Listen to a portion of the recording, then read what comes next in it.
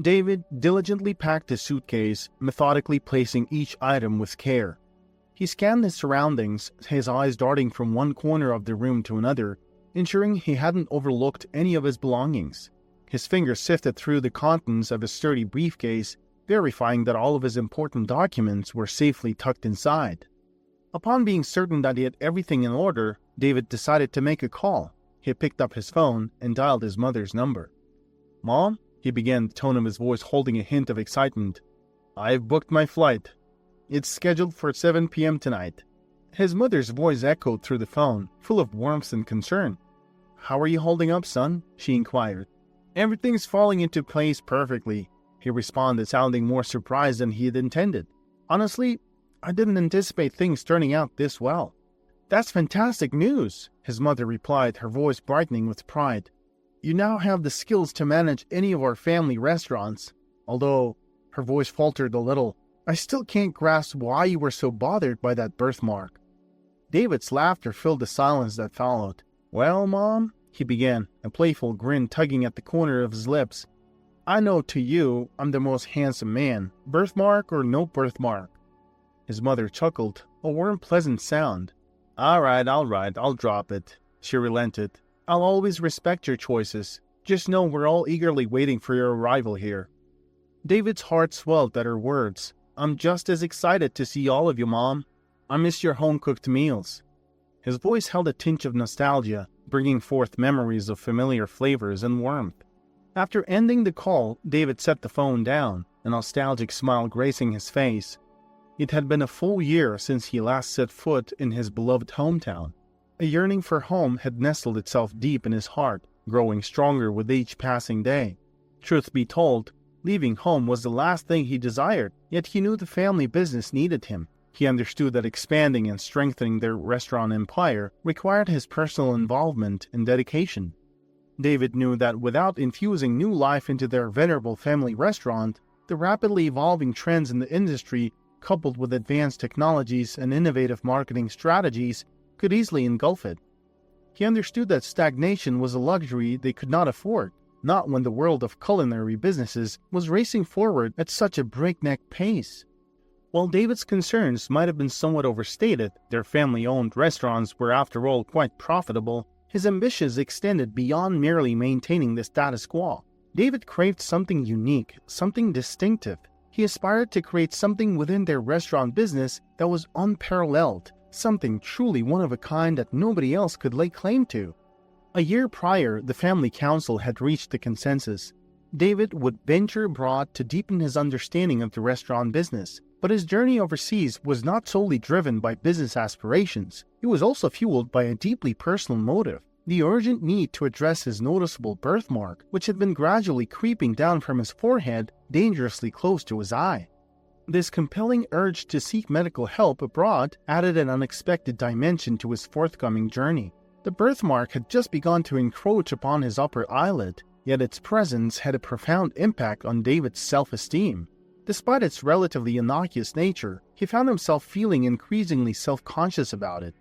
His father bore an identical birthmark, though it was slightly smaller and less conspicuous. Over time, family members and friends had grown accustomed to it, barely registering its existence. It had become just another feature, unremarkable, and rarely a subject of conversation. David might have grown accustomed to his birthmark over time, as his father did, yet he was impatient. He yearned to blend in, to look normal as per societal standards. He wished to be free of his distinctive mark, to present a face untouched by nature's unusual paintbrush. Everything was planned with the surgeon, and on the day when David was supposed to undergo a surgery removing his birthmark, the doctor suddenly announced that he had a feeling David should keep it. "I don't know, David. I just have a weird feeling that we shouldn't touch it." Stepping off the airport shuttle, David finally arrived at his cherished family home. Even though only a year had passed since he last left, he felt an overwhelming sense of nostalgia. His heart brimmed with longing as he strolled through the familiar corridors of his childhood home. Every corner of the house was laden with memories, every object stirring up echoes of his past. Later, they gathered in the warm comfort of their living room, nestled amongst familiar furniture and family photographs. David began to share his experiences from his time in Korea, tales filled with new learning, adventures, and personal growth.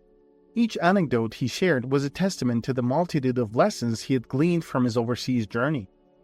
David's father, Ben, was impressed by the insights. He knew David had done a good job and not just wasted his time partying or doing something else. The family discussion veered towards David's impending role in the family business. A question hung in the air. So, where do you want to start? Which restaurant would you like to manage? David responded with a smile, taking a brief pause to compose his thoughts. Dad, I believe I still have much to learn, so I've been considering starting from the ground up, and I'd prefer if my true identity remained a secret to the staff. His father, Ben, raised an eyebrow at his unusual request, a smirk dancing on his lips. He was surprised, yet visibly proud of his son's humility and desire to truly understand the business. Struggling to keep his pride from showing too much, Ben replied, Really? Well, that's an intriguing decision. I suppose it does make sense. It'll certainly provide you with a unique perspective." After a moment's thought, Ben offered a proposition. "I think we can address two issues at once. The team at Pine Tree Restaurant is relatively new. I've had to replace almost everyone. We've been facing some challenges there, so perhaps that would be a good place for you to start." Pondering further, Ben suggested, "What about starting as an assistant to the manager?" "That works," David agreed, determination flickering in his eyes. "I will strive to make the Pine Tree Restaurant thrive." While father and son dove deep into their discussion, Rachel, David's mother, sat nearby, a gentle smile adorning her face. She quietly marveled at the sight before her, her husband and son conversing like equals, like two seasoned businessmen. A rush of gratitude filled her heart for the family she had and the growth she had witnessed. Ben noticed her smile, and with a touch of curiosity asked, "What? Why are you smiling like that, honey?" She chuckled softly before replying, "Nothing. I'm just admiring both of you. It feels like just yesterday when David was a little boy, and now he's sitting here discussing business with you. Anyways, you boys continue your conversation. I'll go and get some rest. It's getting late and I still need to wake up early to prepare breakfast for you two." With that, she left them to their discussion, her heart full of love and pride. On his first day at Pine Tree, David's responsibilities were relatively light. His primary task was to shadow the manager, Liam, and document observations. Despite being only a few years older than David, Liam carried himself with a distinct air of authority. His confident demeanor and the way he held his head high bespoke a man who knew the importance of his role. "All right, David, make sure you take diligent notes. We're one of the best restaurants in town," Liam proclaimed proudly as they toured the establishment, discussing the standard operating procedures in place. David couldn't help but query, "Excuse me, Liam, but I've heard rumors that the restaurant isn't faring too well lately." Taken aback, Liam retorted, "Who told you that?" "Those are likely false rumors spread by our competitors. The operations here are systematic, but only if—" His sentence trailed off, capturing David's attention. David, maintaining eye contact, prompted, "Only if— what?" He waited for Liam to complete his thought. Brushing it aside, Liam simply responded, "Never mind. It's always better to see things for yourself than to hear about them. You'll understand soon." Just then, Liam's focus shifted to a worker hurrying across the room. He called out, "Where are you heading off to, Emily? You can't just take breaks whenever you feel like it."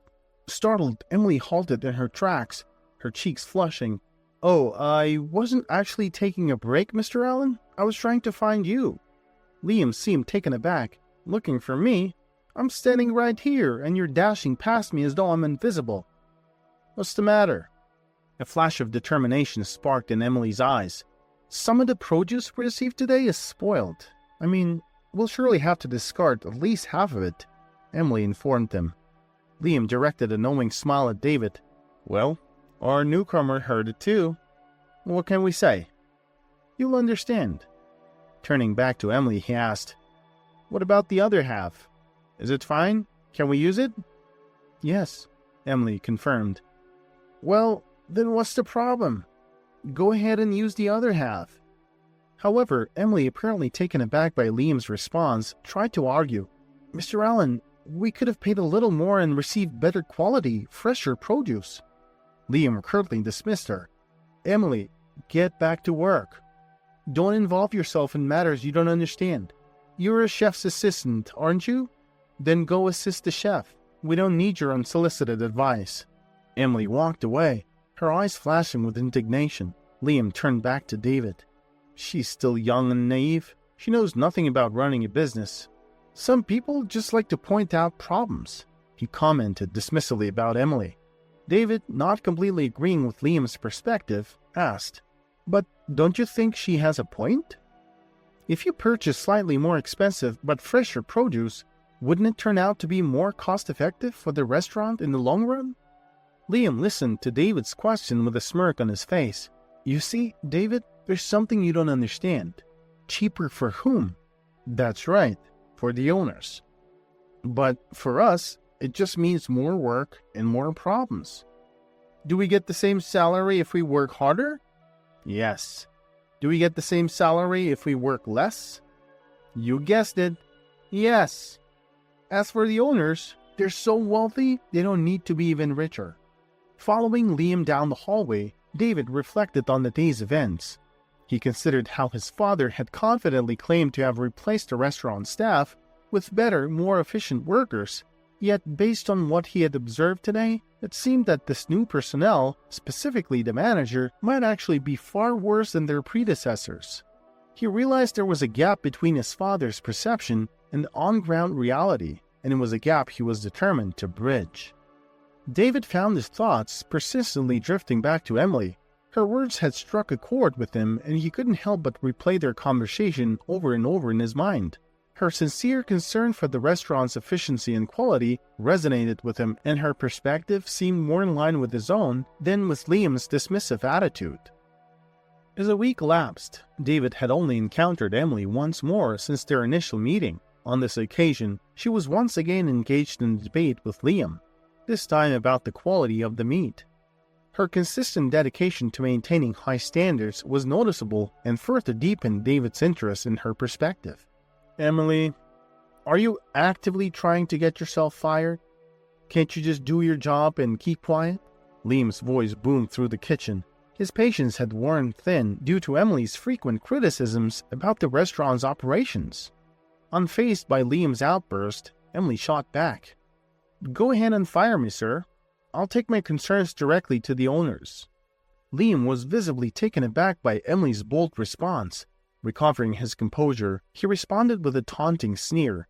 "Is that so? Well, Mrs. Braveheart.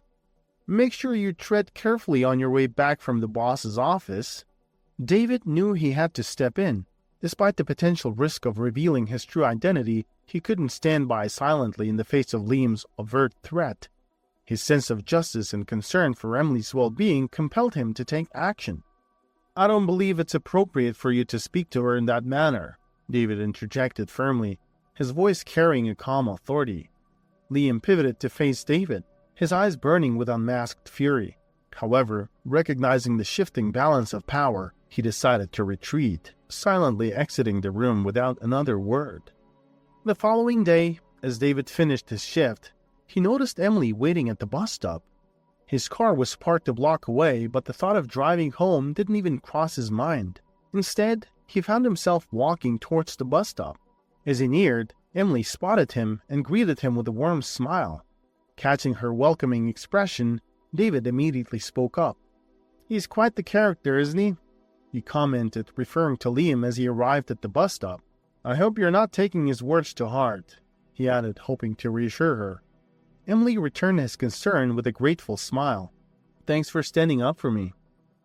For the next 10 minutes, as they awaited the bus, they engaged in light conversation about work, with David asking Emily general questions about her role. When the bus finally arrived, Emily stepped aboard, assuming that David was waiting for a different bus.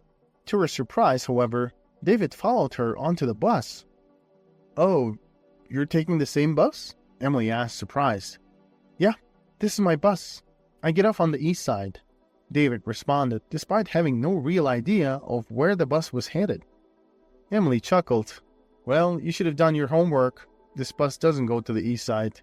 Their shared laughter filled the bus. In the spirit of adventure, they agreed to disembark at the next stop and continued their journey on foot. That day was the catalyst for a blooming friendship between David and Emily. Together, they found an undeniable connection, always having a topic to engage in lively discussions about. They discovered a multitude of shared interests, which made it seem as if they would never exhaust their reservoir of conversation topics. Their bond grew steadily, forged by countless shared experiences and the mutual respect for one another's perspectives. During one of their routine walks home after work, Emily decided to open up to David about the real reasons behind Liam's apparent disdain for her. This shared moment of vulnerability was a testament to the trust and comfort they had built within their friendship. "We certainly have very different perspectives on many things," Emily began, her voice wavering slightly. "When Liam first became the manager, he decided he was some big shot and everyone should cower in fear of him. To make matters worse, he started to act as if all the girls in the restaurant were his possessions. So I did what anyone would do in my position." At this point, Emily noticed David watching her with rapt attention, encouraging her to continue. "I hit him with a wine bottle once," she blurted out. David's eyes widened in surprise. "What? Why? What led to that?" he asked, taken aback by the unexpected revelation. "Well, he grabbed my arm and said something particularly unsavory," she explained. David mulled over Emily's words for a moment, struggling to find the right response. When nothing more appropriate came to mind, he offered his candid thoughts. "You know what, Emily? I'm not surprised you did that. People like him deserve a wake-up call, whether that's a wine bottle to the head or a serious reality check." One day, they found themselves sitting on the restaurant's patio. Emily excused herself, standing up and making her way somewhere else. "David, could you please stay put? I'll be right back. I'm just expecting someone," Emily requested before disappearing from sight. David was left with unanswered questions, but decided to patiently wait for Emily. A moment later, he didn't need to wonder anymore. A young boy appeared from around the corner. He was looking around warily. His attire was far from fashionable. In fact, it could hardly be described as suitable. He halted in front of David, looking up at him with hopeful eyes. "Hello, mister. Do you have any leftovers today?" the boy asked in a voice far too mature for his age. Then Emily also came around the corner. She looked worried as well. She was holding a plate of food. With the boy busily devouring his meal, facing away from them, Emily caught David's puzzled gaze. Sensing his curiosity, she softly began to narrate the child's story, careful to keep her voice low so as not to draw his attention. As Emily explained, it appeared that the young boy had been visiting the restaurant regularly for a while. However, his visits had ceased for a few months following a complaint lodged by a customer to the management. As Emily elaborated, she recounted a day when Charlie had been sitting on the restaurant's doorstep. As a man in a white suit emerged, Charlie promptly stood up and extended a plastic cup towards him. The man reacted by looking at Charlie with evident revulsion, letting out a sharp scream. "Stay back, you little imp! You're gonna dirty my suit!" the man snarled at Charlie. Charlie swiftly apologized, yet continued to gaze at the man with a faint smile on his face. "I'm sorry, sir," he quietly asked. "Could you possibly buy some food for me?" The man, however, blatantly ignored Charlie's plea and hastily retreated back into the restaurant. He was seething with indignation over the absence of security guards or a dedicated person responsible for keeping the homeless and beggars away from such an upscale dining establishment. "Summon the manager," the man demanded with a raised voice. Upon hearing the commotion, Liam hurried over to the agitated customer. His sole aim was to placate the man and maintain the reputation of the restaurant. "You won't see the little beggar again, sir. You have my word," he assured him with a hint of urgency in his voice. As the man in the suit made his way out, Liam turned his attention towards Charlie, sizing him up. It was clear that the boy was living on the streets. His clothes were worn and dirty, and he had a distinct odor that suggested he hadn't had a shower in a while. The sight of him in his current predicament incited a sense of revulsion in Liam. He found it hard to believe how parents could be so negligent and let their children end up in such a state. "Hey, kid, what brings you here?" Liam asked, maintaining a stern demeanor. "Could I have something to eat, sir? Or maybe some spare change?" Charlie pleaded, his voice echoing with hunger and desperation. "Why did you choose this restaurant? Can't you find another place to beg?" Liam questioned, annoyance lighting his words. "I don't know, sir. I come where it smells good. The food here must be very good," Charlie replied, an innocent spark in his eyes. Upon hearing the compliment directed towards the restaurant, Liam's expression shifted, his ego momentarily gratified. "The food here is excellent because I manage this place, lad. Now run along and never come back. If I see your face here again, there'll be trouble for you," Liam threatened, his voice firm and menacing. Liam dismissed Charlie with a wave of his hand. Charlie walked away, rounding the corner of the building. There, he spotted a kitchen worker lugging bags of trash out the back door into the alleyway. Once the worker left, Charlie darted towards the pile of discarded bags. He rummaged through them, quickly identifying containers with remnants of food, leftovers that had not been consumed or had passed their expiration date. As Charlie was rummaging through the containers, desperately seeking something edible, Emily came outside to take a break and get some fresh air. She immediately spotted the small boy digging through the trash, and her heart clenched with sympathy. "Hey, little one, are you searching for something to eat?" Emily asked gently. Charlie jerked his head up in fright, his eyes wide and fearful, poised to run away at the first sign of danger. Seeing this, Emily quickly moved in front of him, blocking his escape route. She held her hands out in a calming gesture and said, Hey, it's okay. Don't be scared. I won't hurt you, alright? Just stay right there. I'll bring you something to eat, okay?" Silently, Charlie nodded, his little shoulders slumping in relief. Emily approached the head chef with an unusual request. "Chef, could you prepare your signature dish for me?" she asked, a hint of urgency in her voice. The chef looked puzzled for a moment, not expecting such a request in the middle of a bustling workday. "For you, Emily?" he questioned, brows furrowing as he wiped his hands on his apron. "Now? In the middle of lunch rush?" "Yes, chef," Emily responded firmly. "It's important." The chef, who was used to seeing Emily completely navigating through the kitchen, trusted her judgment. Even though it was an unusual request, he knew she wouldn't ask without a good reason. So he nodded and started preparing the dish, hoping that his faith in Emily wasn't misplaced. Emily emerged with a plate piled high with an assortment of food. For the next 15 minutes, Charlie sat on the cold pavement, wholly absorbed in the feast before him. He ate slowly, savoring each bite with a contented expression. The meal was undoubtedly the most delicious thing he had ever tasted. His small face, usually marked with the lines of hardship, softened with every mouthful, allowing him to momentarily forget about his daily struggles. Charlie was cautious, not wanting to attract too much attention or arouse suspicion. He knew he was fortunate to receive these meals, and he didn't want to jeopardize that by being too greedy. So Charlie would wait for a few days, trying to quell his hunger with whatever scraps he could find elsewhere before making his way back to the restaurant. Each time he showed up, his face would light up upon seeing Emily approaching with a plate of food. Despite the uncertainty of his situation, those moments brought him comfort and warmth. As time passed, Emily started to realize that food was not the only thing that Charlie craved. Despite his desperate situation, it wasn't just hunger that brought him back to the restaurant time and time again. More than the meals, it seemed he yearned for company, for someone to acknowledge his existence and to listen to him. Charlie would sit quietly as Emily talked, his eyes wide as he listened to stories about the restaurant and her life.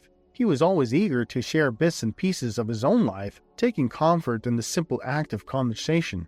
His innocent and genuine conversations brought a new perspective to Emily's daily routine, and she found herself looking forward to those moments. His cheerful demeanor, despite his circumstances, deeply touched Emily.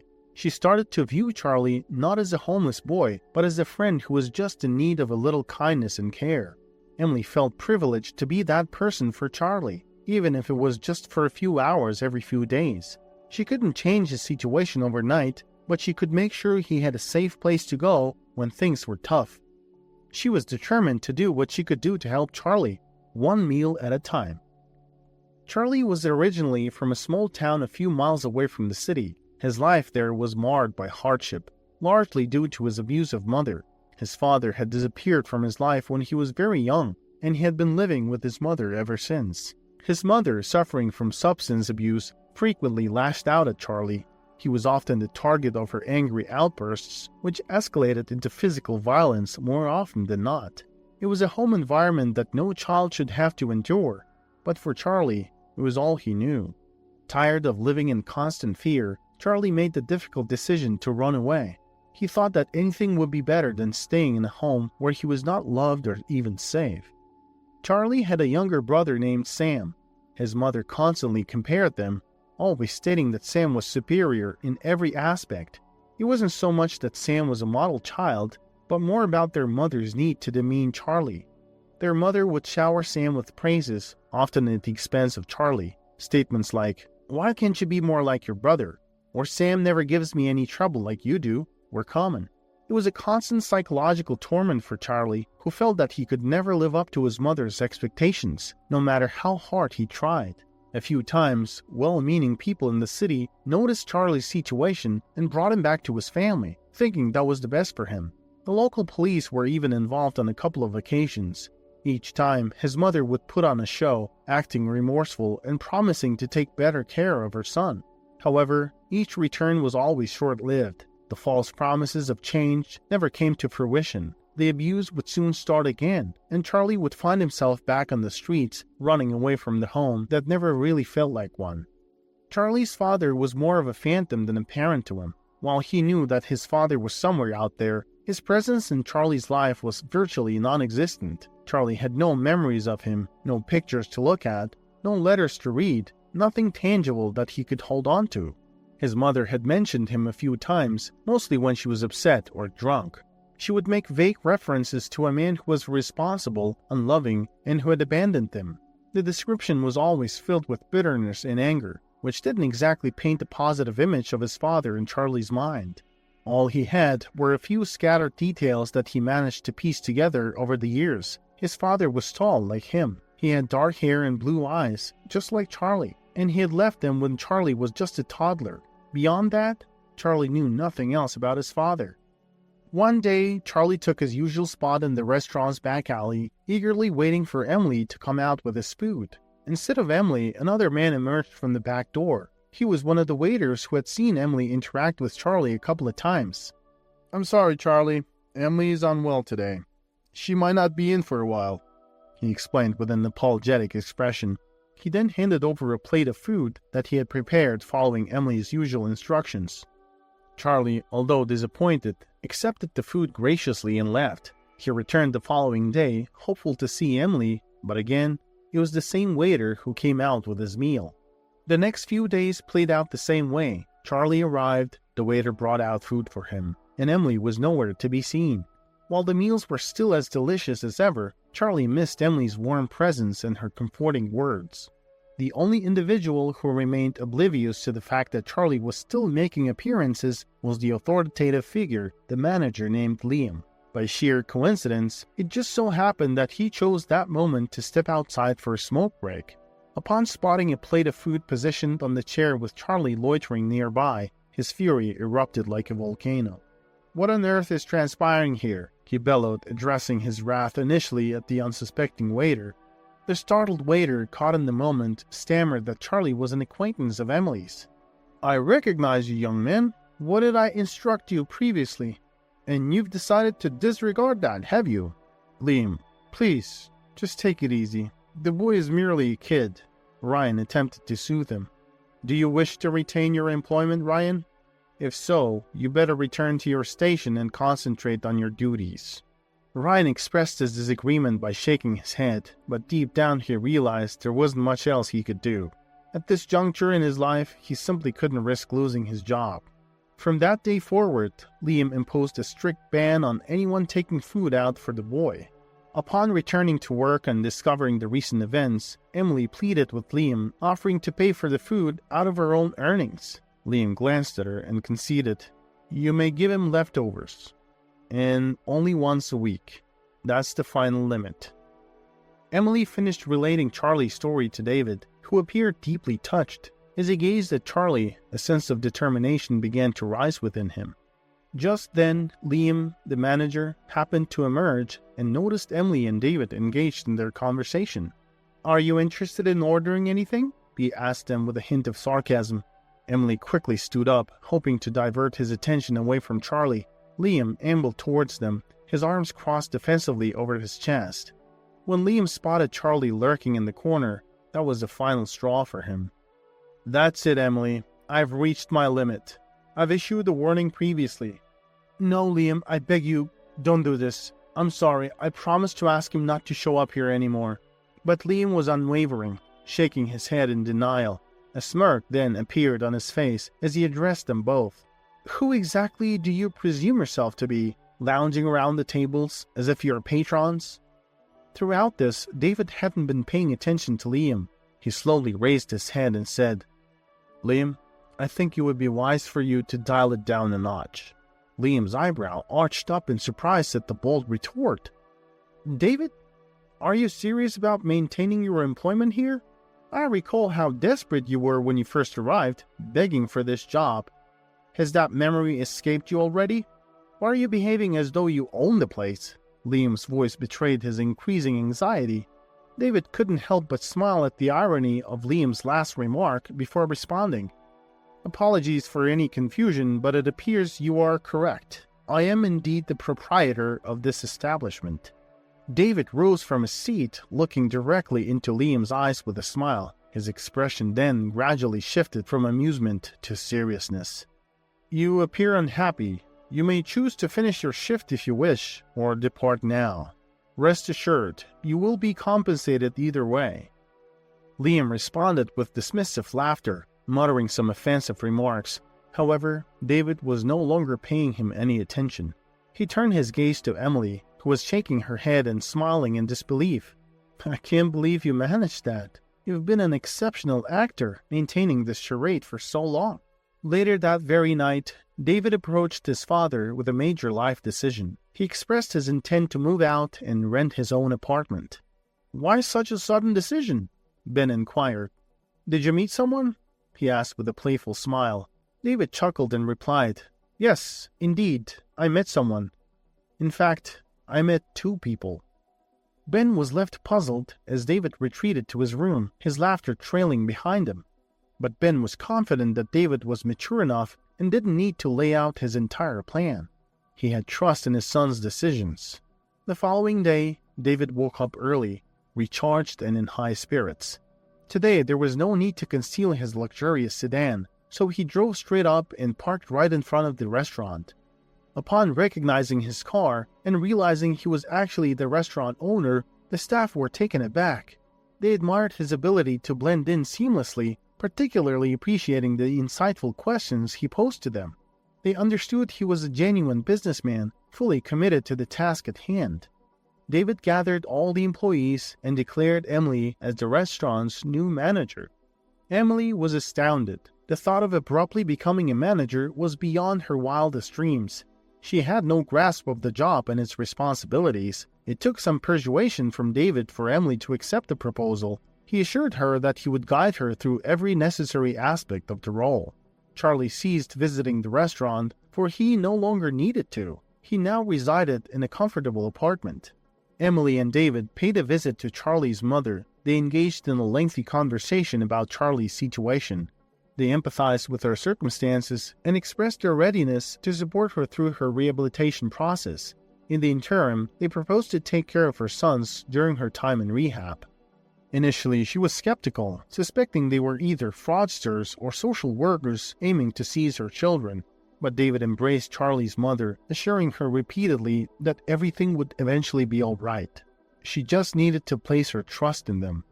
David understood the influence of a nurturing environment and education. He didn't want Charlie and his brother to be left to fend for themselves on the streets as they matured. When David took Charlie and Sam to the barbershop for a haircut, the barber informed him that the boys had head lice. The most effective remedy was to shave their heads clean. Upon shaving Charlie's head, a birthmark was revealed. It mirrored the exact shape that David had on his forehead. A smile spread across David's face. Charlie and his younger brother returned to school. David took on the daily routine of driving them to and from school. This routine would prove beneficial as he was set to become a father himself in 3 months' time. 3 months later, a grand celebration was held at the Pine Tree restaurant to mark the birth of David Jr. The entire staff joined the festivities. Charlie, Sam, and their mother Nancy, who had successfully completed rehab and been clean for the past 4 months, were running a bit late to the joyous occasion. As everyone settled into their seats, Nancy walked in with her sons Charlie and Sam, their arms laden with a massive cluster of balloons. Emily and David's eyes widened in surprise as they noticed the slogans on the t-shirts that the trio sported. Charlie's and Sam's shirt declared, "Proud new uncle, it's a boy." Nancy's shirt drew a round of laughter from the crowd. It read, "Go ahead and get into trouble. Auntie's here." The atmosphere was filled with warm embraces and laughter, turning the occasion into a joyful dinner gathering. Standing in one corner, David observed everyone dancing, a smile gracing his face. The only other person not dancing was his father, Ben. He approached David, meeting his eyes with a sharp, knowing look. "David, you never cease to amaze me," he smiled, shaking David's hand. "I'm proud of the man you've become and the company you keep." Just then, Liam emerged from the kitchen, holding a tray filled with glasses. He cast a worried glance towards David, who responded with a reassuring nod. This seemed to put Liam somewhat at ease. David caught the gaze of his wife Emily, who looked at him with a mixture of surprise and a warm smile. Ben also gave David a questioning look. "I don't know, Dad. I thought I'd give him a second chance. I'm planning on transferring him to another restaurant soon, and I believe he's learned a valuable lesson," David explained. Ben eventually retired, and David assumed control of the family restaurant business. Ben spent his retirement years in peace, knowing his son possessed a fair, emotionally balanced personality. David treated his staff equitably and was always ready to lend a hand to those in need. His workers admired and loved him for these qualities, reciprocating with unwavering loyalty and readiness to go the extra mile in recognition of his benevolent nature. A year later, when the country was under lockdown, restaurants suffered massive losses. However, David's staff rallied together, deciding to support the business. They organized a takeaway service, willingly worked extra hours, all to help David weather the storm. Surprisingly, the brain behind this initiative was none other than Liam, who by then had transformed into a dedicated member of the team. Do good for others. It'll come back to you in unexpected ways.